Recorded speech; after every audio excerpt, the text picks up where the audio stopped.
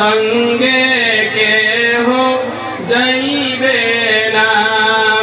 বুক ভাসাইয়া কাঁদেবে সবাই, রাখতে কেহ পারবে না। সুবহানাল্লাহ, লা ইলাহা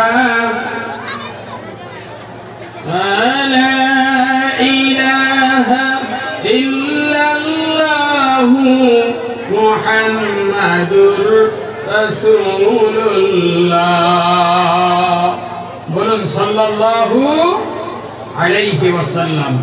আমার মা বোনেরা, আমি আপনাদের সামনে যতটুকু পাচ্ছি চেষ্টা করছি কোরআন এবং হাদিস থেকেই সরাসরি কথা বলতে। বিশ্বনবী মুহাম্মদ যদি বলুন সাল্লাল্লাহু আলাইহি ওয়াসাল্লাম, তিনি আরেকটি হাদিস শরীফের ভিতরে তিনি বলেন, যদি কোনো সন্তান, যদি কোনো বাধ্যগত সন্তান তার পিতামাতার চেহারার দিকে এক নজর একবার তাকায়, নেক দৃষ্টিতে, মায়ার দৃষ্টিতে পিতামাতার দিকে শ্রদ্ধা ভরে একবার যদি তাকায়, নবীজি বলছেন তার আমলনামায় একটি কবুল হজ্জের সওয়াব হয়ে যায়। কবুল হজ্জের সওয়াব হয়ে যায়। সাহাবীরা জিজ্ঞেস করলেন, ইয়া রাসূলুল্লাহ, কোন সন্তান যদি তার মা বাবার চেহারার দিকে দৈনিক 100 বার তাকায়, নবীজি বললেন তার আমলনামায় 100 কবুল হজ্জের সওয়াব হয়ে যায়। সুবহানাল্লাহ, 100 বার তাকালে 100 বারই 100 কবুল হজ্জের সওয়াব তার আমলনামায় দেওয়া হবে। নবীজি বলেন তাম্মাতান তাম্মাতান তাম্মা, এভাবে সন্তান যতবার তাকাবে, যতবার নেক নজরে শ্রদ্ধা ভরে বাবা মার চেহারার দিকে তাকাবে, ততবারই আল্লাহ তাআলা তার আমলনামায় কবুল হজ্জের সওয়াব দিতে থাকবেন। কারণ আল্লাহর ভান্ডারে সওয়াবের কোনো টান নাই।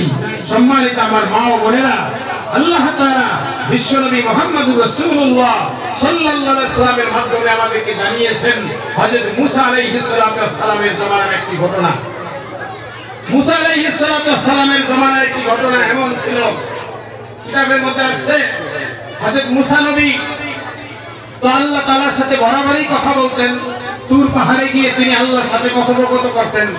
এইজন্য আল্লাহ তাআলা তার খেতাব দিয়েছিলেন মুসা কালিমুল্লাহ। এই মুসা কালিমুল্লাহ পাহাড়ের চূড়ায় উঠে যখন আল্লাহ তাআলার কাছে কথা বলতেছিলেন, একদিন তিনি বলেন, আল্লাহ, আমি আপনার কাছে জানতে চাই একটা জিনিস, সেটা হলো এই দুনিয়াতে এমন কোন লোক আছে বর্তমানে জীবিত যে আমার সাথে, অর্থাৎ আমি মুসা কালিমুল্লাহর সাথে জান্নাতে আমার সঙ্গী হবে?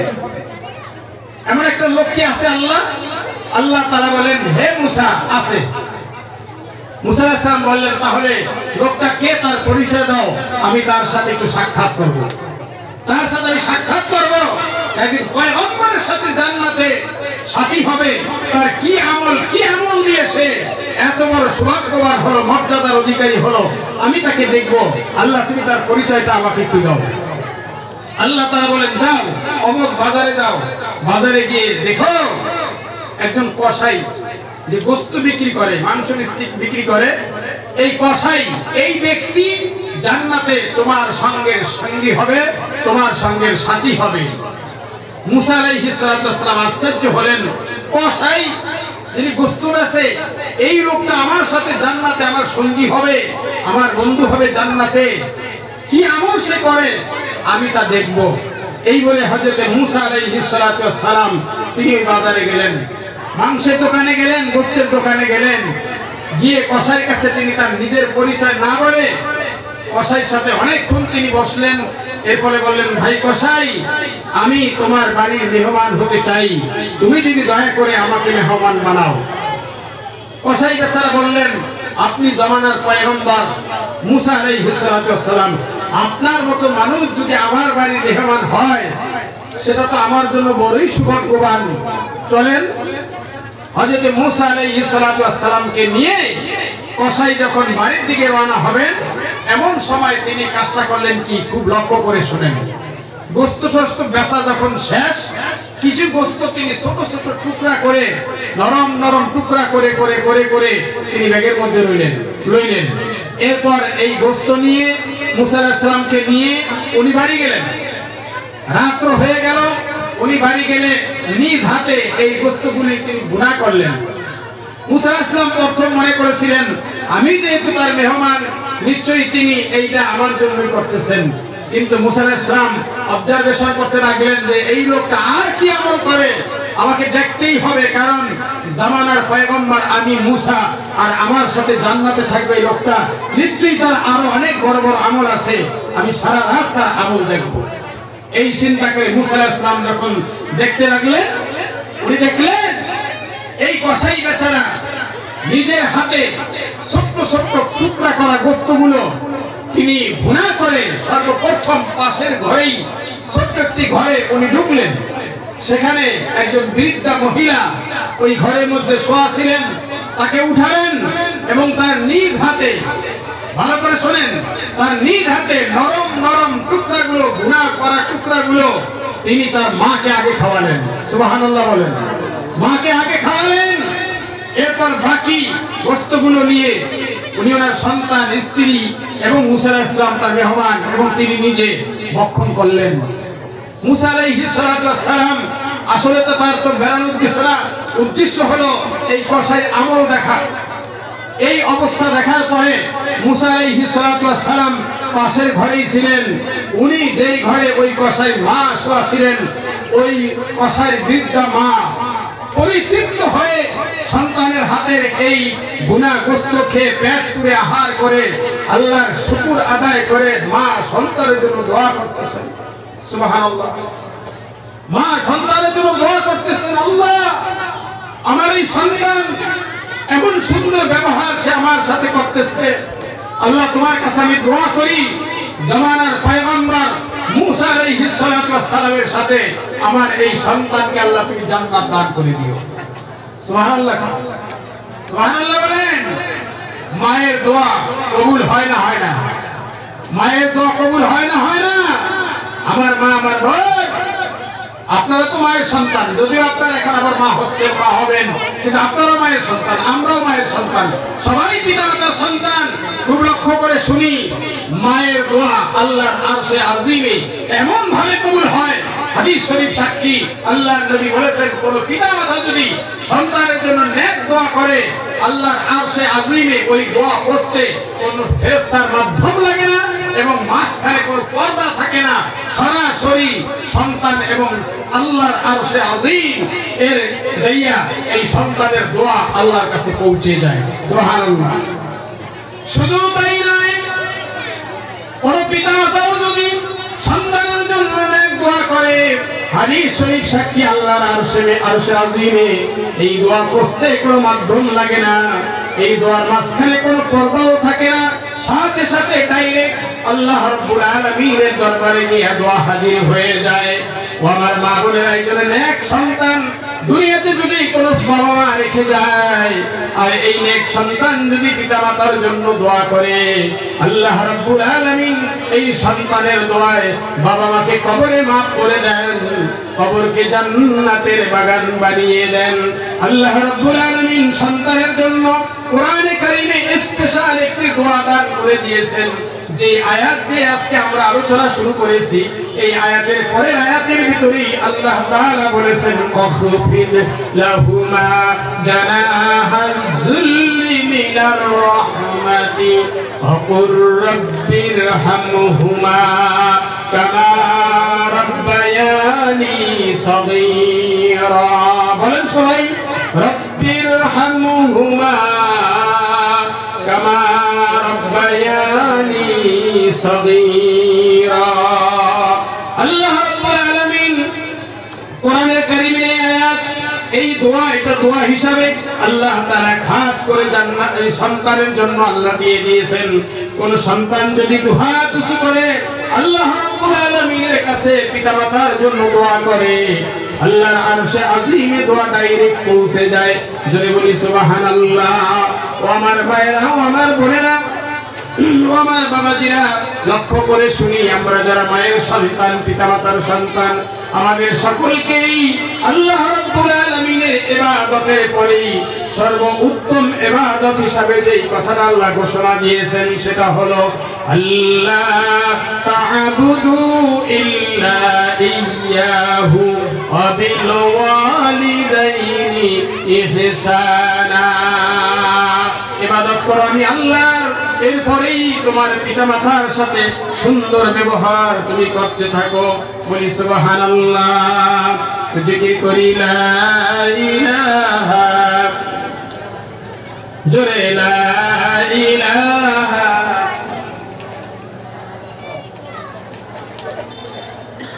লা ইলাহা, লা ইলাহা, হাসবি রব্বি জাল্লাল্লাহ মা ফি কলবি নূর মুহাম্মদ সাল্লাল্লাহু লা ইলাহা, বলি লা ইলাহা, কালেমা লা ইলাহা, লা ইলাহা ইল্লাল্লাহু মুহাম্মাদুর রাসূলুল্লাহ সাল্লাল্লাহু আলাইহি ওয়াসাল্লাম। আমার মা, আমার বোন, এই রব্বির হামহুমা কামা রাব্বায়ানি সগীরা এই দোয়া পড়ে আল্লাহর কাছে দোয়া করার মতো উপযুক্ত সন্তান তো রেখে যেতে হবে। মা, সন্তান তো নেককার সন্তান আপনি তৈরি করে যাবেন। এই দায়িত্ব পিতামাতার, বাবা এবং মায়ের দুজনেরই, সবচেয়ে বেশি মায়ের বলে আমি মনে করি। কারণ একজন মা একজন সন্তানকে যেভাবে গড়ে তুলতে পারবেন, একজন পিতার ভূমিকা কিন্তু মায়ের সমান হবে না। পিতা তার জীবনের সকল কষ্টার্জিত শ্রম সাধনা যা কিছু আছে এগুলি সব ব্যয় করতে পারবে, কিন্তু স্বহস্তে একটা সন্তানকে গড়ে তুলতে পারে একজন মা। কথা ঠিক কিনা? এজন্য মা, আপনাদের দায়িত্ব অনেক বেশি, অনেক বেশি।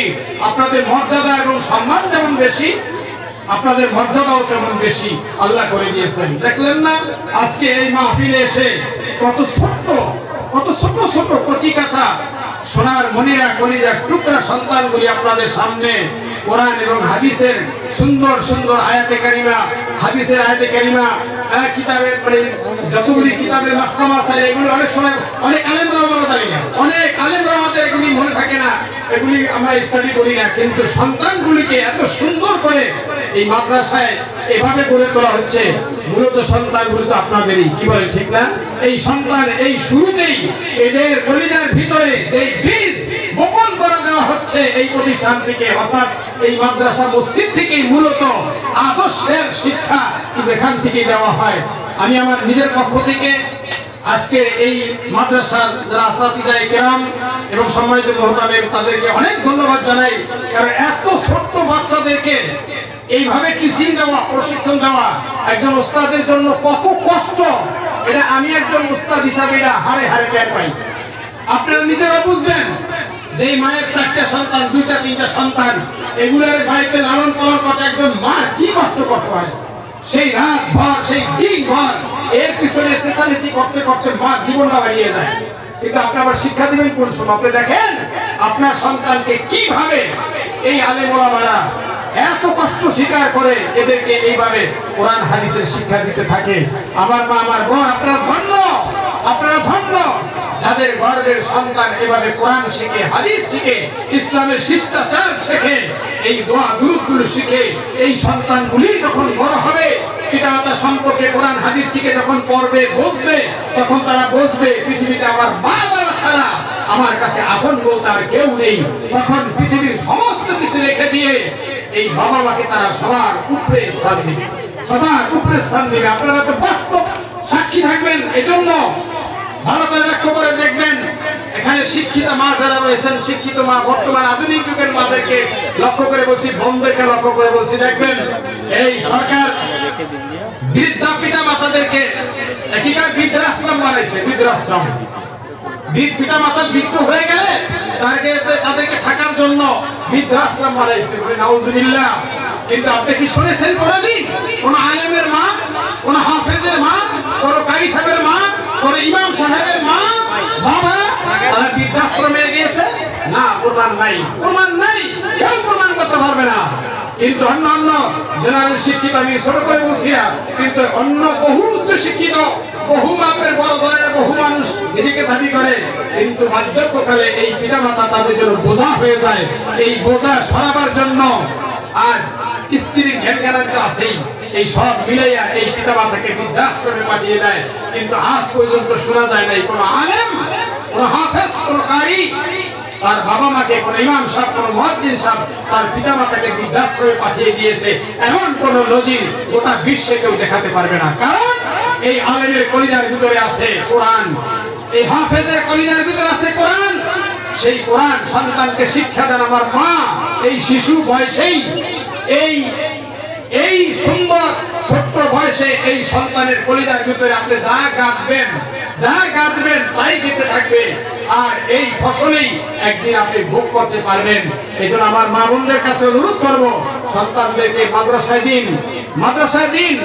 থেকে অন্তত কোরআন শিক্ষা নিয়ে নিন, হাদিস শিক্ষা নিয়ে নিন। এরপর আপনি উচ্চ শিক্ষা অর্জন করার জন্য স্কুলে পড়ান, কলেজে পড়ান, ভার্সিটিতে পড়ান, কোনো আপত্তি নাই। কিন্তু কোরআনের শিক্ষা যদি এই সন্তানের সাথে থাকে, তাহলে এই শিক্ষাই আপনার সন্তানকে আদর্শ সন্তান বানিয়ে দিবে। কথা ঠিক কিনা ঠিক বলেন আমার মায়েরা, আমার বোনেরা? আজ গোটা সমাজ হাহাকার করতেছে মাদকের জন্য, মাদক আসক্ত হয়ে যাচ্ছে আমাদের সন্তানেরা। কথা ঠিক কিনা বলুন? আমি একদিন শুনতে পেলাম ছেলেরা তো মাদক করেই, বিড়ি, সিগারেট, গাঁজা, এই আমি জানি কি খায়, বাবা এ নামও জানি না আমি, এগুলি ছেলেরা খায়। ইদানিং শুনতে পেলাম মেয়েরা নাকি খায়। নাউজুবিল্লাহ। আমি নাম বলবো না, বললে আপনার সাথে সাথে চিনে ফেলবেন। স্কুলের মধ্যে ধরা পড়ছে 2 মেয়ে বাবাকে দেখিয়ে। আস্তাগফিরুল্লাহ। আপনি কি আজও পর্যন্ত প্রমাণ করতে পারবেন কোন মাদ্রাসায় করণী একটা ছাত্র বা একটা ছাত্রী তারা এই ধরনের কোন পাপাচারের সাথে লিপ্ত আছে? না, কেউ পারবে না। কারণ এদেরকে দিন রাত মেহনত করে শুধু কোরআন আর হাদিসের শিক্ষাই দেওয়া হয়। আমার মা, আমার বোনেরা, একটা ওকে এমন আছে যে এক ব্যক্তি তিনি মারা যাওয়ার আগে তার স্ত্রী ছিল গর্ভবতী, স্ত্রীকে অনুরোধ করে গেছে, ওসিয়ত করে গেছে, আমি যদি মরে যাই তোমার গর্ভে আমার এই সন্তানটা যদি ভূমিষ্ঠ হয়, তাহলে সময় মতো 4-5 বছর বয়স যখন হয়ে যাবে, তখন আমার এই সন্তানটাকে তুমি কোরআন শিক্ষা দেওয়ার জন্য মাদ্রাসায় পড়াইবা। আল্লাহ কি মেহের! এই ওসিয়ত করার পরে ওই সন্তানের পিতা ইন্তেকাল হয়ে গেছে।